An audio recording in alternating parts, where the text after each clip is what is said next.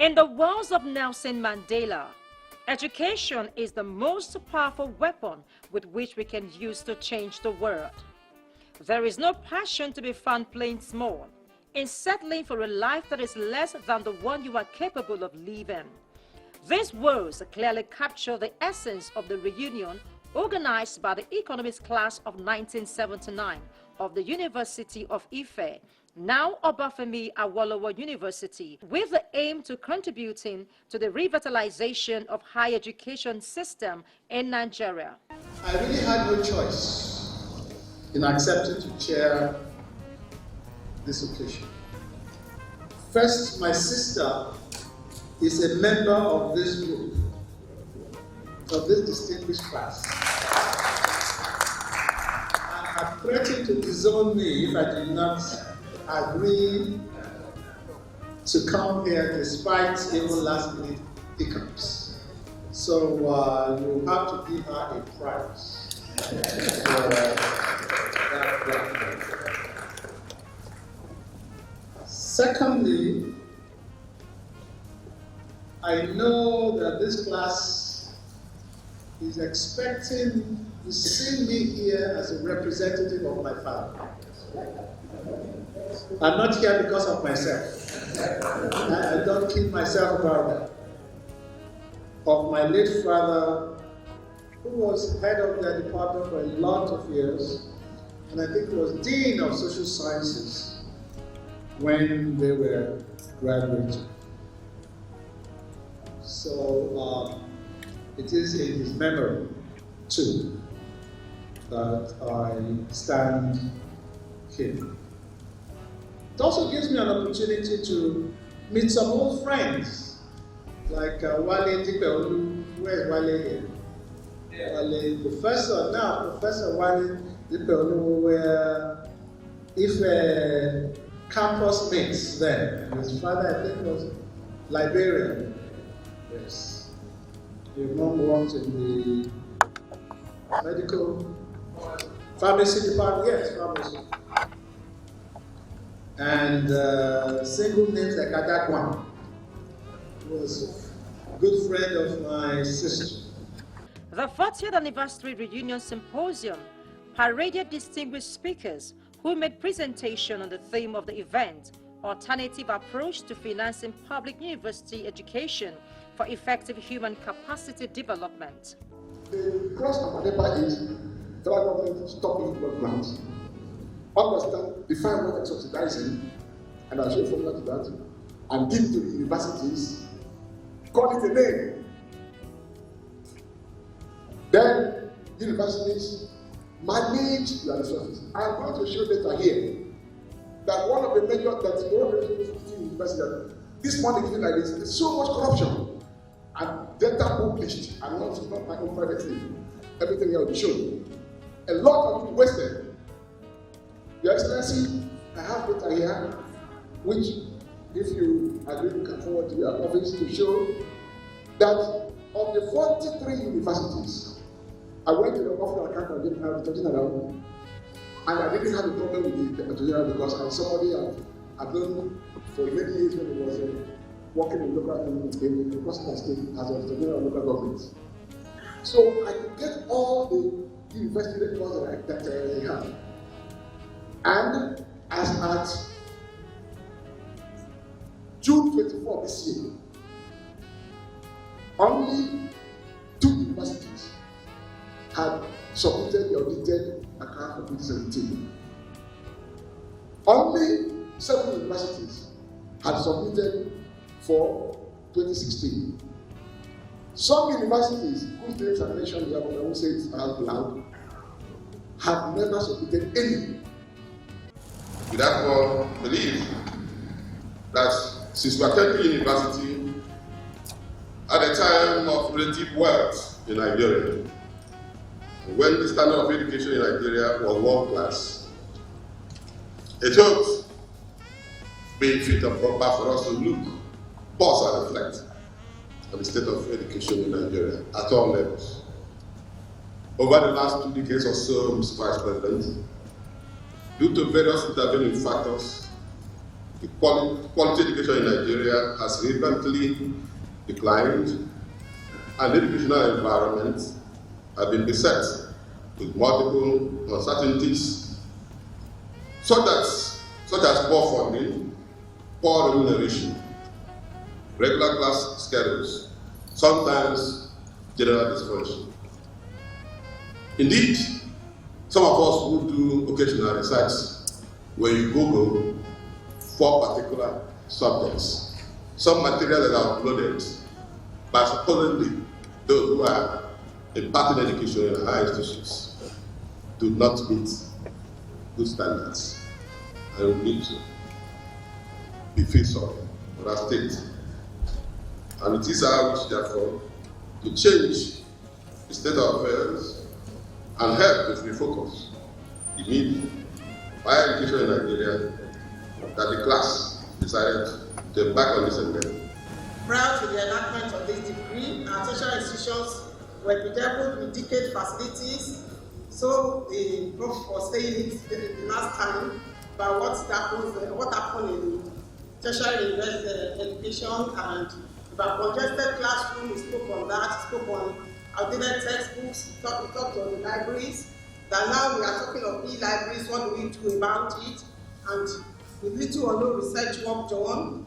So that was why TED Fund was brought into place by government, and all registered companies are expected to pay this form of tax, which is education tax, and is at the rate of 2% of accessible profit. Special guest of honor and Vice President of Nigeria, Professor Yemi Osinbanjo, in his speech focused on basic education and the need to tackle the challenge of out-of-school children. So really, at the root of the problems of development that we have is human capital. What is the quality of those that do the productive business? What's the quality of those who rely on for economic growth? But perhaps more compelling is the prospect of being, by 2050, as we're told repeatedly, the world's third largest country by population, without a sound plan for education of 70% of the population, which is the young people. So if we don't have a sound plan for the education of 70% of the almost 400 million, if it's slightly over 400 million people that we expect, where we'll be the third largest by population of the world, then that will be a tragedy indeed. This is why, in addition to the federal government's visible efforts in the real sector, as well as in hard and soft infrastructure, our focus in the next 4 years would be to lay and implement a relevant and dynamic educational plan for Nigeria. Relevant meaning capable of providing job and entrepreneurial skills for an increasingly globally competitive job market. But the challenge we must immediately note is that the federal government's role in the first 9 years of a child's life is slight. And this is because it is primarily the constitutional role of the states and local governments to deal with that first 9 years of education. But we consider the matter, when I say we, I refer to the federal government, consider the matter of basic education a matter of national emergency. Consequently, it is the role of the federal government to guide, to inspire, and to coordinate and co-fund and also co-implement the basic education strategy. Free compulsory education in the first 9 years of a child's life is a serious matter. Indeed, as he says, it's a crime to even flout the policy. And so the thrust of the federal government in the next few years is to ensure that we work with other tiers of government to enforce that policy of free and compulsory education. This is a policy response that we have to the almost 10 million out-of-school children. And this is a phenomenon that occurs all over the country. This question of out-of-school children, so many children out of school across the various zones. We have a slide that shows some of the figures of the number of out-of-school children. It doesn't really show where those numbers are. But these are the first 6 states that have the largest number of out-of-school children. Kano is top, Akwa Ibom is second. Katsina, Kaduna, Taraba, and Sokoto. But another sore part is that of education of girls, with some studies today showing that girls are even much smarter than boys. Any nation that does not educate its girls does itself great harm. How do we solve the problem when you lock your best minds up? And education of girls, of course, studies, all the studies, that not only is it sound economics, it makes sound sense, of course. If you are looking at economic growth, you will always be this, as some studies show, a smarter group of individuals are even men. But what is even more important is that with the population growth at the moment, the reason why, one of the major reasons why we have large population is because of early marriages and because many of these girls are not educated. Many of the studies show, for instance, that if you educate girls, you can actually reduce the population by almost 1% of where it is today. Members of the panel, who are experts in various fields, discussed further on some of the challenges affecting the quality of education in Nigeria and the way forward. The time that Carnegie Corporation undertook study, higher education, who pays, who benefits, who should pay. And I think we need to go back and re-examine that document. Because the benefits for higher education trickles down to almost everybody. And so when we're saying low fees, I am not an advocate of low fees. I'm an advocate of interventions that strategically address students who cannot afford to pay. But I'm not an advocate of low fees. Because sometimes you say low fees, and then you find students who are comfortable enough to pay for their fees and also live well in the university system.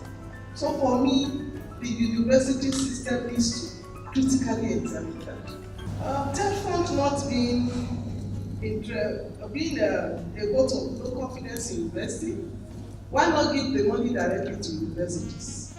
And that's where some checks and balances come in.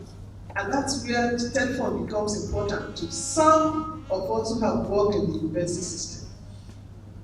If we give the money directly to some state universities, without the strictly written checks and balances of TED fund, there will be pressures to divert the money. The act started when there were no private universities. So we can understand that things have changed over time.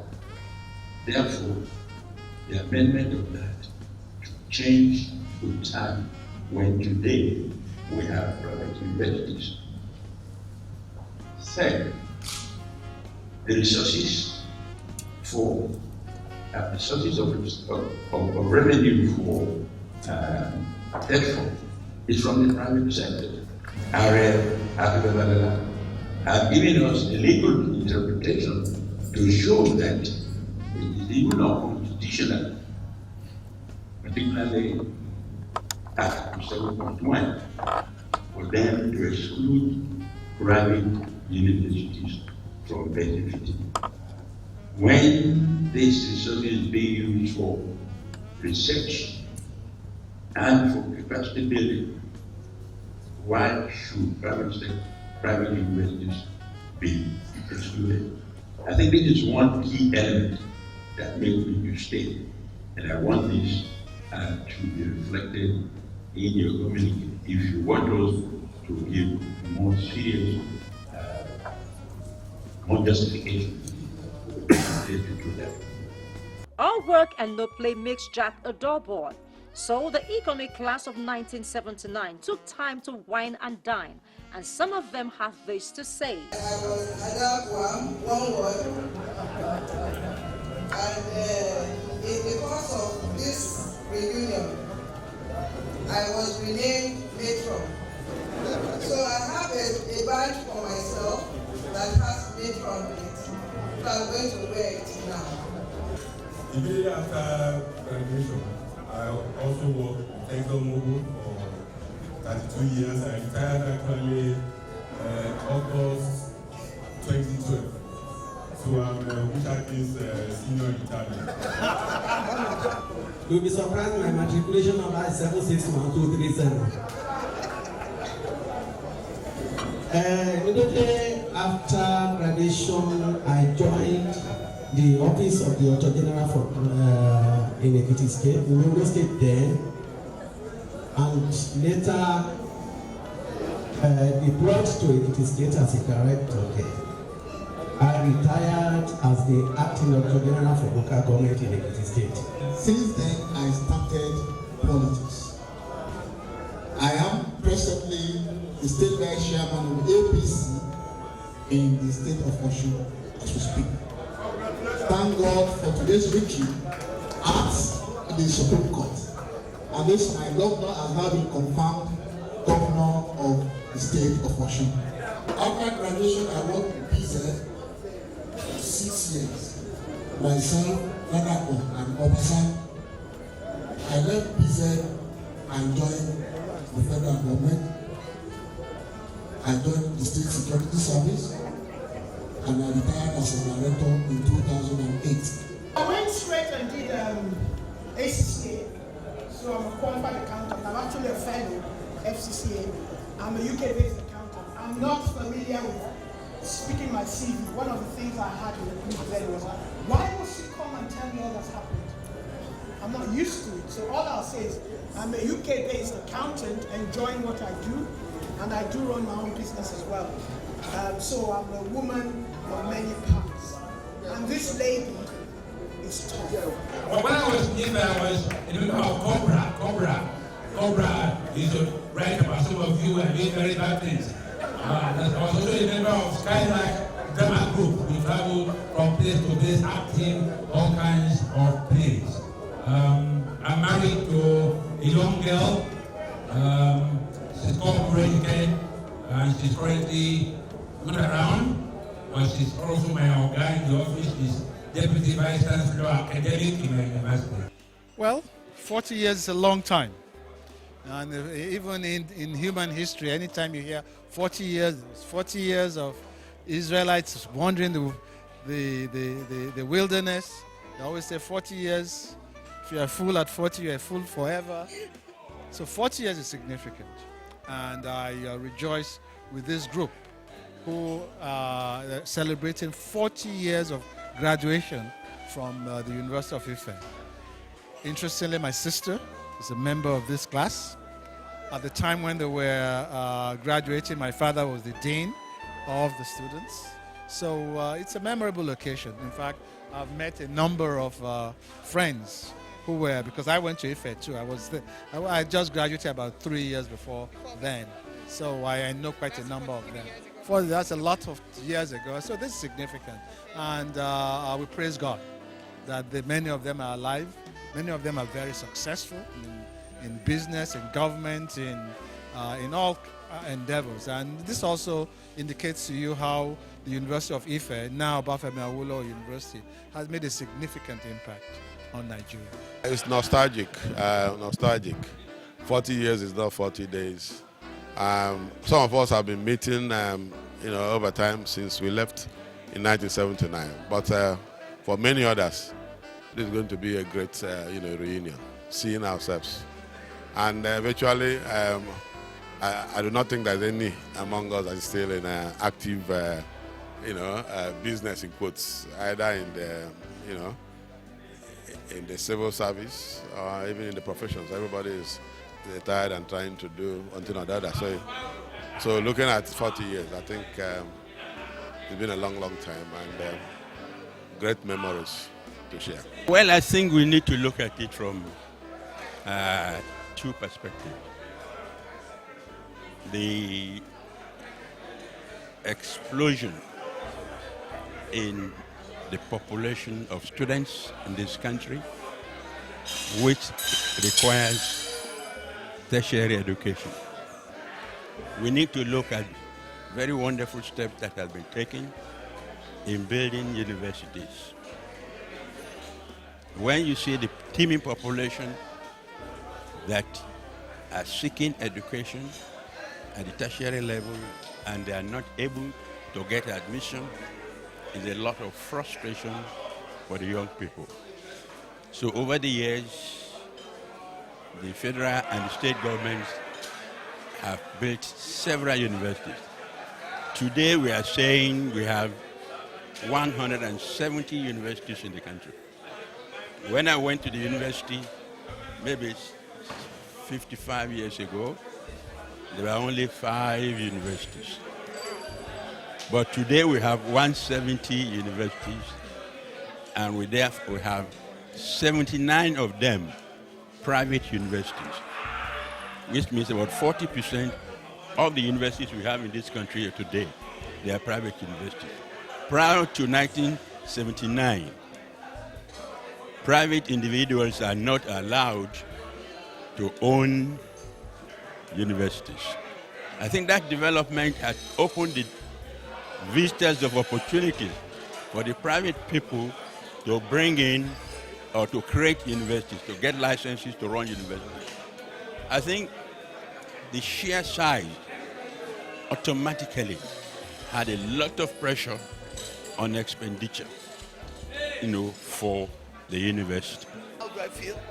I think it's great. I mean, 40 years ago, we're all much younger, trying to determine what the future had for us. So you meet 40 years after, it's nice to see where everybody has been and to, exchange, stories as to what the journey has been like and where we're all headed. But it's very nice, it's very pleasant, and it's always good to arrange events like this. Different phases of life present their own excitements. So yes, then we were young, we were full of energy, and we saw no barriers in the world. Today has its excitements. We have families, we have children.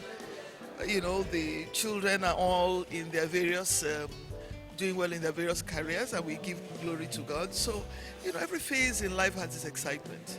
I'm looking at it from an angle which I'm sure most other people may not look at it, because we are talking about funding of federal university, and I'm interested about funding of private university.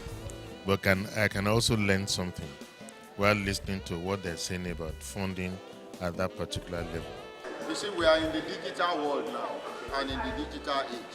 And you can see a university that will be 60 years old in 2021, has gone far ahead of many others. We are a first generation university, so OAU will always remain the best.